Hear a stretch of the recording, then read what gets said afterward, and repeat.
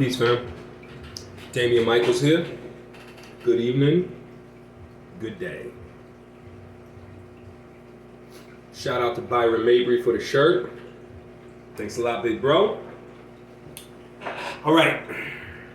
Tonight we're going to get into some heavy shit. This shit is going to be heavy. There are going to be disagreements and what? Nah. All over the place. Some of you know about this. Some of you don't. I'm going to break it down the best way I can based off the way I read energy. Feel me?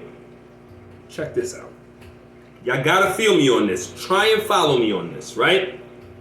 Today we're gonna talk about the rap game.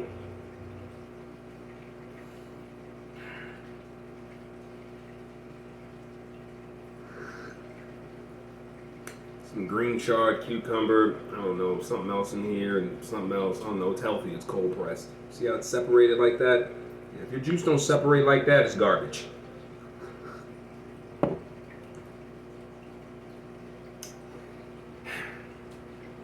Masculinity in the rap game is being culled. Toxic masculinity is being displayed. But actual pure masculinity is being culled. Y'all can't see it. When you can see it, you understand that masculine men have a way of going about things and doing what they want and saying what they want. Think about that. Do they want that in the rap industry? They don't. Actually, on that note, I gotta put his name down. How can I not put his name down here? I got names, y'all. We going in today. Like, we going in. We going the fuck in. Peak game. From reading the energy, I read energy. Fuck everything you know. I don't need to be behind the scenes in the VIP. Get the fuck out of here with all that. I read energy. Don't act like you're an adapt and you on your energy, intuitive shit if your shit doesn't span the motherfucking globe. My shit spans the globe. I can put shit together. Stay with me now. In the rap industry, for years, they have been culling masculinity. If you're a masculine man and you come into the rap game, you have two choices. Hand that booty over, submit to their fucking bougie ass motherfucking gay ass agenda, or they end you. Now some of y'all are like, nah, man, that's some bullshit, man. I don't even think it's like that, man. You just talking that pseudoscience. Right? I'm gonna explain. I'm gonna start here with Pop Smoke, just to set things off. Pop Smoke. Has anybody ever heard Pop Smoke rap? When I first heard Pop Smoke, to me it was refreshing. Now mind you, I'm not into like gangster rap and all that, but he was refreshing. Why? Because he was just, his display of pure masculinity was just like, damn, I feel that in my soul. Like, he just sounded like a dude I could go out with and hang out with, and he wouldn't do no homo shit. I can sense that. You know what I'm saying? So, I hear him rap, and he's rapping in the songs, and he's singing this, Pop Smoke, Pop Smoke. You know what I'm saying? I'm like, dang, man, I love this nigga. And then, this is when he caught my attention. When he said that song, and he was in that song, and he was like, niggas is gay, sucking dick and shit. I was like, oh, so you just calling niggas out. See, all y'all heard was that verse. I didn't just hear the verse. What I heard was a stance. What I heard was his position. What I heard was what he was tolerant of. And what I heard was a boundary. Did y'all not catch all that? That line right there tells you what? Pop Smoke wasn't down with their little booty agenda. Think about this for a second. If you're a rapper, you're good, you're hot, you're flaming, you're coming on in, right? You have a following, people are listening to you, you got masculine energy and shit like that, and you come into the rap game, what's gonna happen? You're gonna expand, you're gonna blow up, but not only that, you're gonna start seeing all the weird gay shit behind the scenes and you're gonna expose it because you're a man. And any real nigga know when he sees some funny shit, he be like, ain't even fucking with that shit right there. I can tell you right now, I don't even know Pop Smoke. Don't know him. Ain't never hung out with him. I can tell you right now, he didn't fuck with those niggas. He did not fuck with those niggas. He was in his studio doing what he was doing. When them niggas came around, he was distant. When them niggas did what they had to do, he stayed the fuck away from him. He stayed to himself. He wasn't gonna get that motherfucking drink with the pill in it and, you know, wake up watching a video with his booty and this. He wasn't gonna do it. He knew ahead of time. Now, y'all not listening, but I'm gonna keep going. I got 1, 2, 3, 4, 5, 6, 7, 8, 9, 10. I got 10 more rappers after this. I'm not playing tonight. I'm not fucking playing. Pop Smoke. Yeah, he was on IG. Y'all so fucking easily manipulated. He was on IG. He gave up his location, man, and that's... So... Pop Smoke gave up his location, and I don't know, some really, really brazen-ass motherfucking thugs just thought, yo, this hard-ass nigga that I know has guns, I'm about to go run up in his house and rob him. Do you know that, see, I'm from the streets. Do you know that when you want to go rob somebody, a lot of times, you don't need to kill them? Do you know you could have just pointed a gun? Do you know you can just shoot a nigga in the leg and rob him? But no, they just completely erased the nigga. Erased him, you get no autopsy, you don't know how he was dead, you don't know nothing. They just completely erased him. That was it. Out of nowhere. And then, oh yeah, and then chalked it up to, yeah, it was a robbery. Yeah, he must have gave up his location. No, he didn't. No, he didn't. Pop Smoke's in the game. He's coming in the game hot. And when Pop Smoke's coming in the game hot, guess who's not getting sales? Yo ass. You know what I'm saying? If this fucking company right here is about to sign a contract for $1 million for him, and you sitting over there waiting for yours, what you gonna do? You gonna sit there and you gonna hate. Bunch of fucking funny ass Starburst niggas around him hating as he's coming up and he's spreading his fucking masculine energy. You know what I'm saying? You feel me? Not only that, let's keep it trill. He was not down with that shit.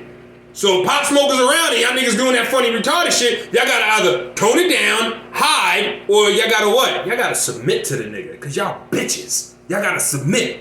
That's why they took him out. But I know y'all don't believe that. Y'all, he gave his location up on IG. How many motherfucking rappers is out? I'm at the hotel. I'm here. Yo, we here. Yo, we there. They're perfectly fine. They've been fine for years. But Pop Smoke goes on IG and all of a sudden, really? Really? Next. I'm gonna jump around all over the place. I'm gonna break everything down. Biggie Smalls. Biggie Smalls had 2 albums. Sometimes you make it to 2. Most of the time, you only make it to 1. Alright? You think Biggie was down with that shit? Biggie. You think Biggie was down with that shit? No. Biggie got in there first with Juicy. He got on with Puff. He was happy. He got his bread. Everything. Life After Death came. He probably did that shit right after. Life After Death came, he murdered that shit. And guess what? During that time, Biggie was in there. He was, you know, the wards, and he got to see. Biggie saw all the shit that was going on. Puff came to him. Yo, man, this, that, and the third. All you gotta do is this. You do this, bro. You gonna be this. You gonna be this big. You gonna be this famous. You gonna be this, that. You gonna be everything. Big was like, I ain't not down with that shit, bro. I'm not even feeling that. So we need to move around and probably figure out another way around that. Puff like, how about we go to California? Take a ride. And you get shot. And I don't. And I collect all your royalties. Look at Puff Daddy now. Huh? Worth like $900 million, ain't he? Huh? Y'all seen him dancing with those flaming execs. Y'all seen him dancing with him. Y'all seen it. Y'all seen it. Y'all seen him well committed. You know, booty well oiled up. Y'all seen it. Y'all seen it. Y'all know he funny. Actually, I'm gonna add another name. Fucking Meek Mills. Did you see him when he was at Puffy's house in the pool? When Puffy came up to him? Just to let everybody in the rap game know, this nigga just got popped. And he was like, yeah, man, how you doing, man? How's life? How's everything? What did Meek say? Yo, bro, yeah, man. He's sitting in the pool, sitting there looking like a fucking rape victim. Sitting there like, yeah, man, like, he was like, yeah, it's all good, bro. Yeah, man, everything's cool. Everything is, yeah. You his little bitch now. You can just sense the bitch on him. He that ain't hard. He ain't hard. Just stop it. You popped, nigga. You popped. I just added him to the list too. You popped. Okay? Biggie Smalls. He was not down with that shit. They took him out. Let's go a little bit further. My man Tupac. Everybody knows him, right? Right? How was Tupac? This is gonna open your fucking eyes. How was he? That nigga was like fucking mad masculine as fuck. Even in fucking movies, that nigga, he could barely be fucking soft. You know what I'm saying? You seen him in Poetic Justice? Nigga was with Janet Jackson. Nigga still wasn't soft. Like, the nigga was just masculine at everything he did. Even the cameras on, what didn't Pop do? Pop didn't mince words. Pop didn't mince no words. When those motherfucking cameras came on, Pop let you have it. When those cameras came on, Pop let you have it. No matter who it is, Pop gonna speak his mind.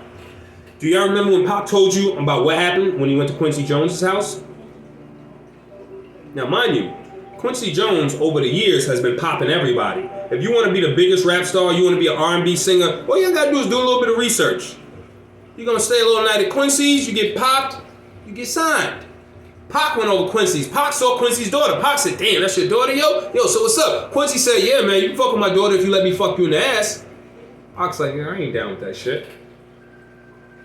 That was one time. Now let's go another time. Another time, this is what happened. Pac came out and he was talking about Dre and he was like, man, I can't even fuck with this shit no more, man. Dre in the studio with these niggas is fucking each other, these niggas is sucking dick and shit. Oh, where we heard that before? And y'all can go find this shit on the internet, y'all can find it. Where we heard that before? Pop Smoke. Pop Smoke. Pop Smoke. Where we heard that before? Did we not? Aight. Yeah. Did you see Pop when he was in that motherfucking tub? When those white execs, you know, those white execs made him get in the tub so that they could feminize his ass with bubbles and chains and this, that, and the third. They had him in the tub like this with his little thug life on. He didn't want to do that shit. Go look at the picture right now. Go look at Pac's eyes. Go look at his eyes. Nigga look hurt. He looked like that kid on Christmas that just want to play with his toy, but his mom wants him to take a family picture and he just like, don't want to be there. So what'd they do? They got rid of Pac. Let's go to the next one. Pimp C. Pimp C was another one. Pimp C was hard. Pimp C was a man. You could just sense Pimp C. You could sense Pimp C's joint. Pimp C was part of that shit that Pimp C was part of that shit that got broken up because Pimp C and two other rappers. Damn, who the fuck was it? What's his name? Damn, what the hell was his name?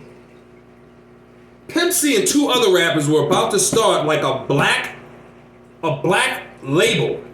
And that shit was gonna be big and it was gonna undermine all the fucking Jewish exec labels. And they were gonna make their own label, and obviously rappers were gonna come over to them and they was gonna start taking bread and doing shit, right? But they was gonna do it on them. Why were they doing this? Because in order to get into that shit, you gotta do what? What I'm talking about now. So he was like, fuck all this shit. We ain't nothing. I ain't fuck. Let's create our own shit. What happened? Next thing you know, Pimp C's in a fucking hotel and he get a hot shot. He don't even fuck with shit like that. Next thing you know, he get a hot shot. They fucking killed him.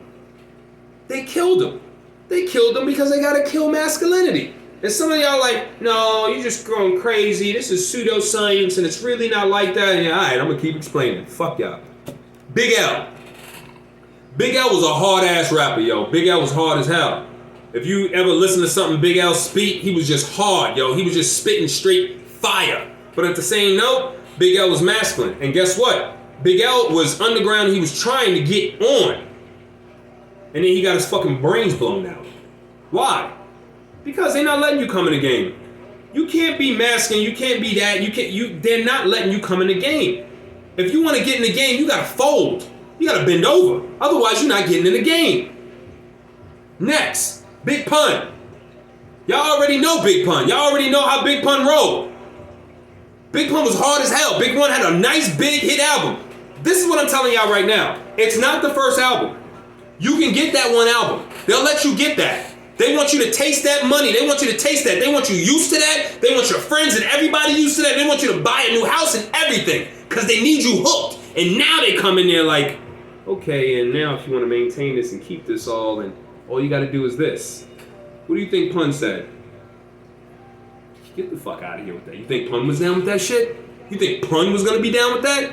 The fuck he was. Motherfuckers tried to talk about, oh, it was his weight, it was this, that, and the third. No, it wasn't. Pun had just lost 100 pounds. It wasn't his weight. They got him. They hot-shotted his ass. Okay? Because he was masculine. He was about to come in the game, him and Terror Squad, and they were about to do some motherfucking damage. And they took care of his ass. And guess who they probably came to? They probably came to Fat Joe. Because let me tell you something right now. Energy. Just energy. If you ever notice, anytime you have a person close to that person, they go to them. And that person is the person that takes care of you, and then they make sure you're taken care of. And that's why after that, you always see that close friends, Fat Joe, Suge Knight, P. Diddy. You always see them thriving. You always see them thriving. They make it all the way up to the top. Thriving. I'm going to keep going. Extacion. Who was Extacion? Young rapper, had a conscious spin on his shit, was talking about some real shit, had some buzz and everything, could have easily gotten signed, was right about to come into the game and do some damage, and just so he's out in a Lamborghini or something, and then somebody just runs up and they just shoot him, then Rob just shoot him. He wasn't even a gangster rapper. They just came up and shot him. Have you ever listened to Extacion?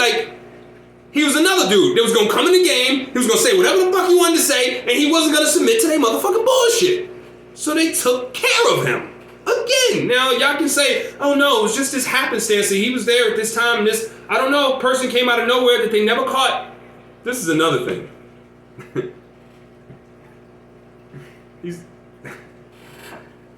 How many star rappers do you kill suspiciously and not catch anybody? Can y'all really be that slow? Are we just tapping into your pineal gland? When I say read energy, I mean read anything. Read the unseen, read what's said, read what wasn't said. No matter what happens, there's nothing. Oh, Pop Smoke was here. Oh, there was no cameras. Nobody knows who did it. No, there's not a suspect, nothing. Y'all ever notice that? Nipsey Hussle disappears. Shot by, I don't know, with the cameras, with the this, that, and the third. Dude was about to kill the game. He was coming into it. When motherfucker had a whole plaza. He had this smart technology he was about to use and this, that, and the third. He was probably going to do that shit on his own terms. Because Nipsey was a man. He was definitely not down with that shit. Yeah, you got to go, Nipsey. You got to go. You got to go. You got to go. You going to fuck our game up. We got to take you out. Next. And don't fall for all that fake love and shit. Don't fall for it. Don't fall for it, okay? Next. Snoop. Fear. Let me break down Snoop's punk ass. Snoop over here, you can just see the fear in Snoop's eyes. You can see it when he first came into the game. When he first came into the game, you saw it in Snoop's eyes. Why? I'll tell you why you saw it in his eyes. Because he was hanging out with Dre. And Dre was doing all that crazy funny shit. And Snoop was sitting there like, damn, I just wanted to rap and shit, but damn, I'm deep into this shit. And I done signed this shit. I guess I'm just gonna spit my shit and talk my shit and do my thing. And that's what he did. That's what he did. For years. For years. And they got his ass. They popped his ass. Now Snoop, he ain't one of the masculine ones. He one of the ones that folded. He folded. He folded. How do you come in as a Crip, act like you all hard, you end up folding, years later you say some shit, and then you go and recant your statement because who called you? Remember when he said that statement? What, nappy ass hair and that? Who do you think called Snoop that told him to, retract your statement and make a different, who do you think called him? You think it was the Crips? He folded. Because he got popped. That's what happens when you get popped. When you get popped, you end up with Martha Stewart. When you get popped, you're on TV everywhere. When you get popped, you do everything, nigga. You popped. You in here. You one of us, little rainbow child. You one of us. Come on in here. I guarantee you Snoop won't say nothing against the motherfucking agenda. I guarantee you Snoop won't get on no boozy shit. That's why Boozy is the way he is. That's why y'all don't like him. Next. J. Cole. J. Cole. He fucked. He trapped. You ever see J. Cole? You ever read his energy? He just in there, you know, he just want to rap. And there's just all this fuckery going on around him. And you just see him, J. Cole's like, damn, I just want to rap. These niggas is gay as fuck. Like, y'all can't sense the energy?